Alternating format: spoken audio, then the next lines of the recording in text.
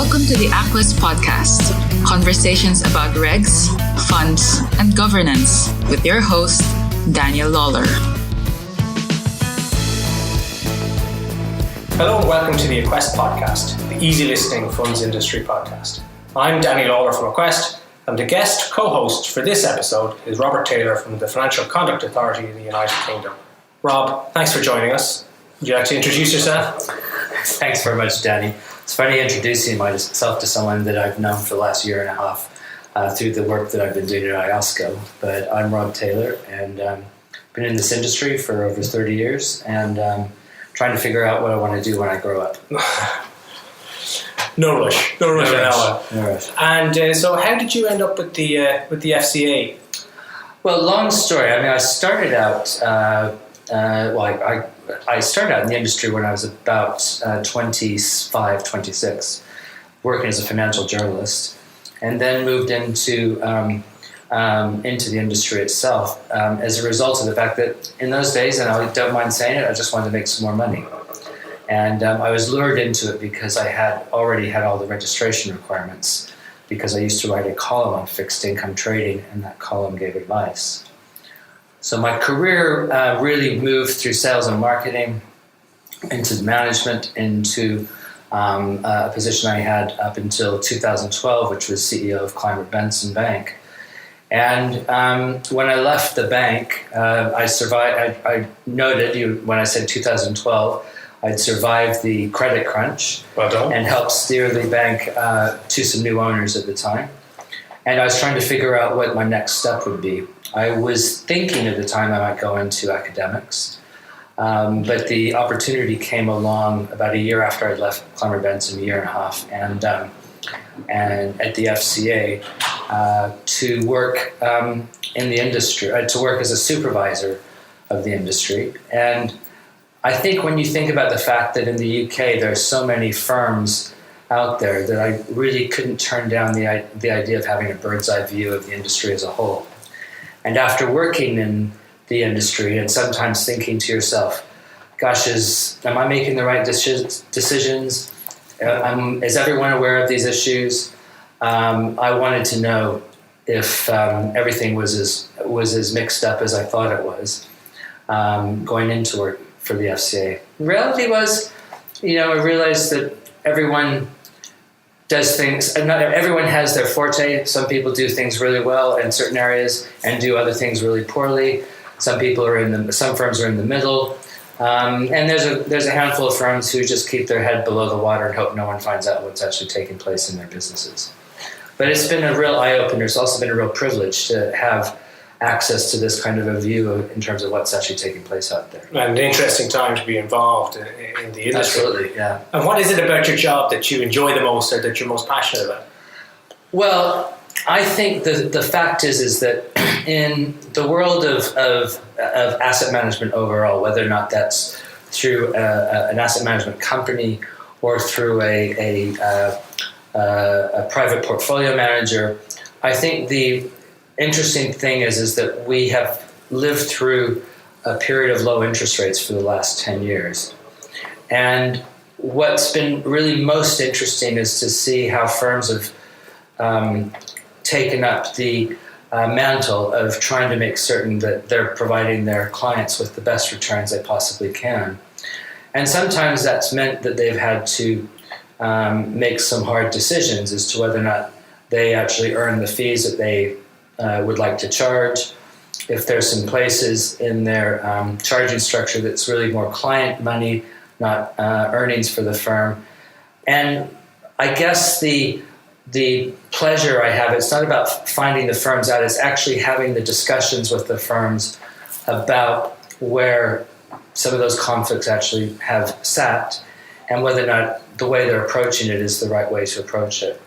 I don't really get any pleasure. I haven't had any pleasure about having to tell a senior person off.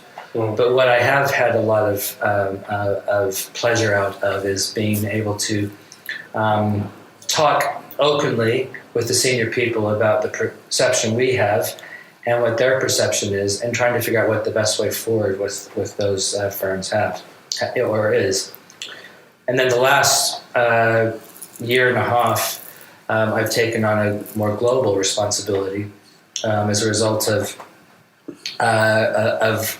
taking on the chairmanship of C5, which is the Asset Management Committee at IOSCO. Yeah. And that's been a fascinating eye-opener in terms of how the rest of the world operates as well. It's an interesting group, the Investment Management Committee of IOSCO, the International Organization for Securities Commission. So you have 30 plus members, so it's quite 35 members. It's a full committee, and representing literally countries from every continent on the globe.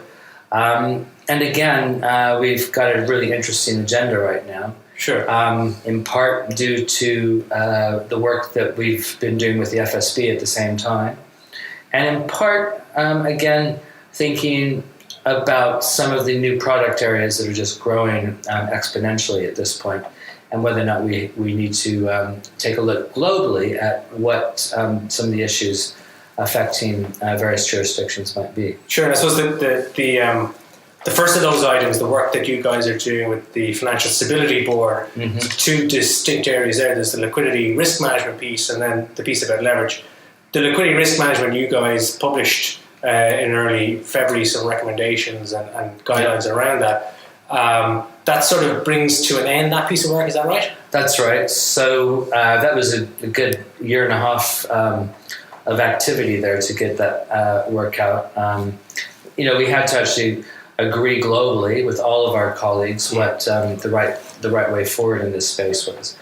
I think the interesting thing has been that we essentially, I think, decided that the best line of defense about a liquidity crunch as a result and a potential dislocation in the market and potential financial instability, which is the basis of this work in the first place. The best line of defense is still within the hands of the portfolio managers. So we concentrated a lot of our work on liquidity management activities around things like what firms do in terms of disclosure to investors, what they do in the design process, what the redemption features were, but also what they would do in a crisis. Yeah. Whether or not they have to suspend a fund. And whether or not the oil of the system is well greased. Yeah. The system is well oiled, meaning that does everyone know what they would do when they come into work? Is there a scenario that they know they might actually have to pull a lever at some point and say we might have to suspend a fund? And if I may, Danny, I think the thing that we note with a lot of portfolio managers is that they often forget that the financial services industry has now become, in essence, a banker to small and medium-sized businesses. So if you think back to the consequences of the credit crunch in 2008, one of them has been that there are not as many big investment banks that want to make markets in some of the less liquid securities, such as small and medium-sized issues of corporate bonds. We also find that because we've been in a low interest rate environment, a lot of investors and portfolio managers have hoovered up those bonds because the bankers that don't want to give credit to those small and medium-sized corporates, those corporates are finding access to the credit markets the best way of getting their working capital. Yeah. And the big concern has been that at some point, maybe investors in that space might want their money back faster than the funds themselves can provide it. Yeah. And what are we going to do? What's the market going to do? What are regulators going to do? And what we've tried to do is review what all the procedures should look like and make certain that portfolio managers, fund managers know how to pull the lever if they have to. Yeah. But also what happens before they get to that point. Do we see adequate disclosure?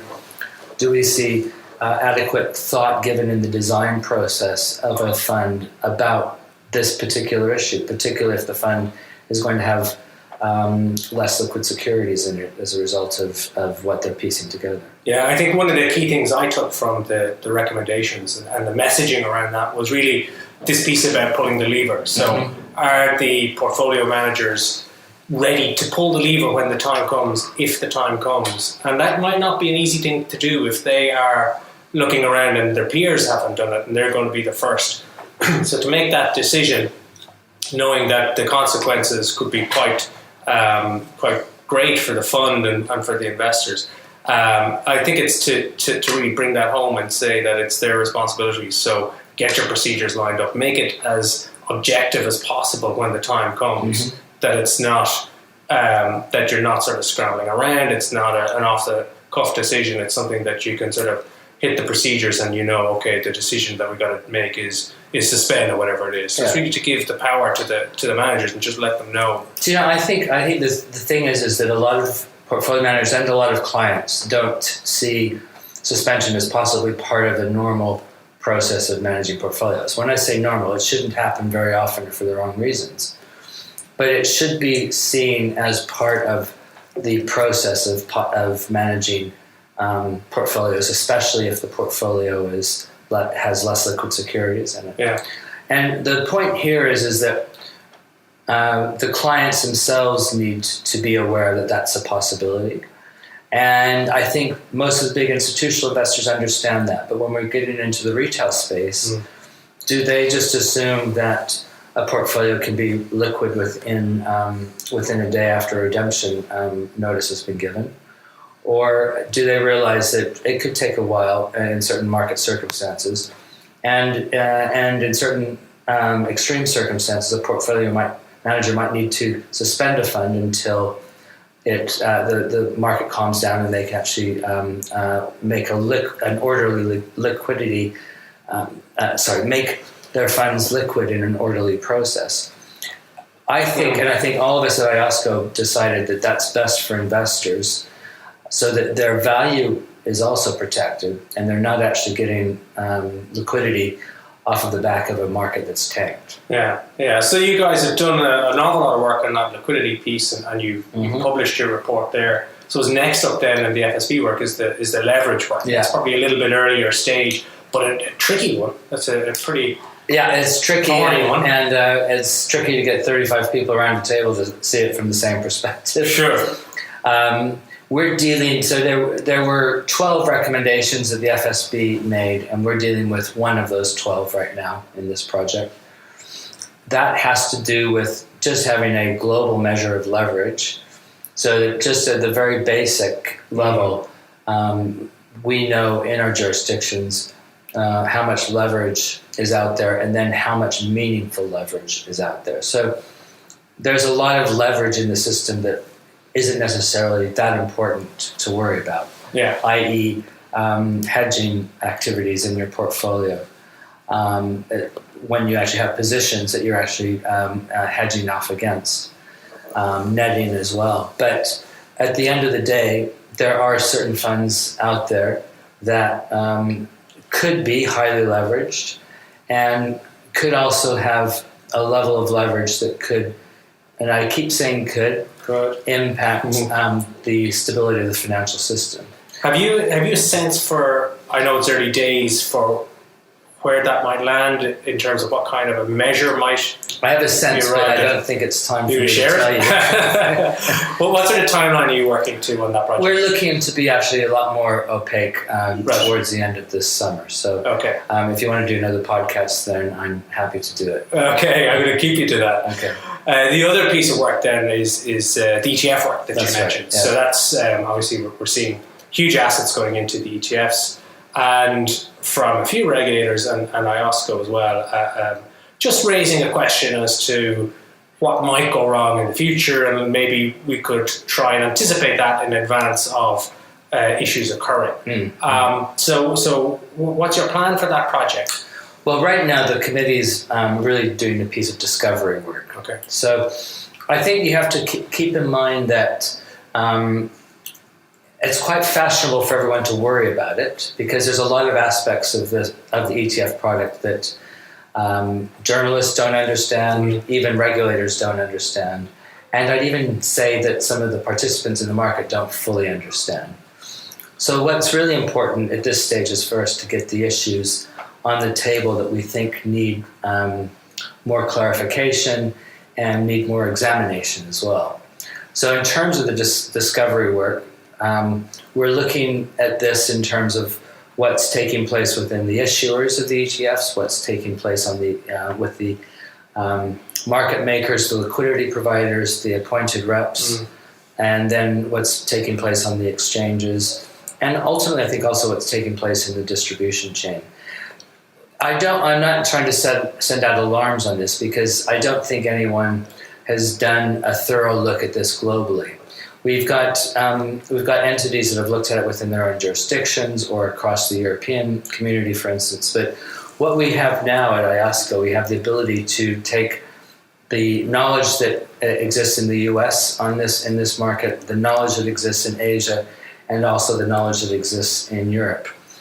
Keep in mind that these markets have all developed slightly differently and at different speeds. So the American market and the Asian market has a lot more retail participation in it than the European market. And the European market really has grown up around an institutional level of investor activity. The other factor is that there's much more over-the-counter trading in the European market than exchange-traded activity. So there's differences in the markets themselves, but what we're trying to look at, again, is are there high-level issues that IOSCO needs to take a global view on before regional and local jurisdictions get more involved in it. So you're really going into the detail of the... A lot more than I thought. Yeah, okay, good luck. So even that discovery phase is probably quite a meaty piece of work. Well, it's turning out to that. When I agreed to do it, I thought it would be a quick in, quick out. Right. But the reality is looking like this is going to take us through towards the latter part of this year as well. Yeah. To be able to really articulate the areas that we might want to take a closer look at. And by the way, I'm not even at this stage able to suggest that there's a lot of issues or problems in the product. I think all of us have quite an open mind, but it's actually being able to describe for IOSCO where we think there might need to be further work that, say, other committees at IOSCO might get more involved in. Yeah. So I suspect that IOSCO will be looking at ETFs for a bit longer than 2018. Into 2019 and as well. Yeah, and I know some of the messaging around that kind of work from different organisations has been very much it's fact finding and understanding. Yeah. It's not necessarily a rule making process that we're jumping into. But from an industry perspective, they're a little bit sort of squiffy about this because regulators start to look at something and it tends to lead to another thing, which leads to another thing. Yeah. Is there a good way for industry to sort of participate in this process and help you guys through discovery and understanding? Well, I mean, I think one of the things that IOSCO is quite good at is getting industry feedback. So the reason I'm actually here in Dublin today is because the Central Bank of Ireland has hosted an event here where we've actually been meeting members of the industry in those three sectors. So as I said, we're looking at issuers, we're looking at market makers, liquidity providers, and we're looking also at exchanges. So, the industry can participate in the direct fashion when we ask for people to come and meet with us. But then once we have a way forward for IOSCO, the industry should always look at the papers and make certain that they're feeding back to us when we consult in terms of what our thoughts actually are in this space, right, and what the issues actually are. Now, I don't think right now that when you say the industry, there's a number of different components of this, and it does make getting to the bottom quite complicated. Yeah. In the sense that even the three distinct groups that have a stake in effective ETFs break down into even smaller groups. Sure. And remember that securities market regulators have a responsibility to both make certain that markets are healthy, but also that consumers are protected, that investors are protected. And it's a very fine balance between, putting a piece of guidance or rule into a particular side of this equation that might impact the other side. Yeah. And so we've got to be very mindful that this is about proportionality, about what's really at stake and where there really could be problems. But as I say, it's way too early to tell if there's any direct output of this yet or not. I have to say it's fascinating, and every time I thought that I understood the issue, it's like peeling back an onion and there's another layer that you didn't expect to see. Actually, I call it more of a shallot because it's less readable than an onion. They're more nuanced. I know, and because even within ETF providers, different providers have different views on things like transparency and things like, physical versus synthetic and what have you. So trying to piece that together and come up with a uniform view is not going to be easy. No, it's not. That's why you're in the hot seat, Rob. Yeah, absolutely. It's not going to be easy, and I wasn't really anticipating it to be as complex as it is. But we see things when we operate in this environment. We see everything the way one would see it in their home jurisdiction. Sure. And in the UK, it seemed like it was a much more manageable issue than it became when we started getting more global. So we have to keep our mind on the fact that this is about global view rather than just a European or UK view on this whole issue before we go down the road of telling everyone if we think there's something that we need to improve. Well, thanks very much, Rob. We have run out of time. Pleasure. We've exhausted the attention span of the average podcast listener and funds industry enthusiast. So thank you very much for co-hosting this podcast, and good luck with your future work, particularly on the ETFs and on the leverage, because they're both complex and difficult issues, but extremely important at the same time. So good luck with that. Thank you very much for co-hosting. Thanks. You've been listening to the Aquest Podcast. For information about our training and advisory programs or our academy, visit aquest.ie. For more resources on regs, funds, and governance, check out our YouTube channel, Daniel Lawler, RU, RQ.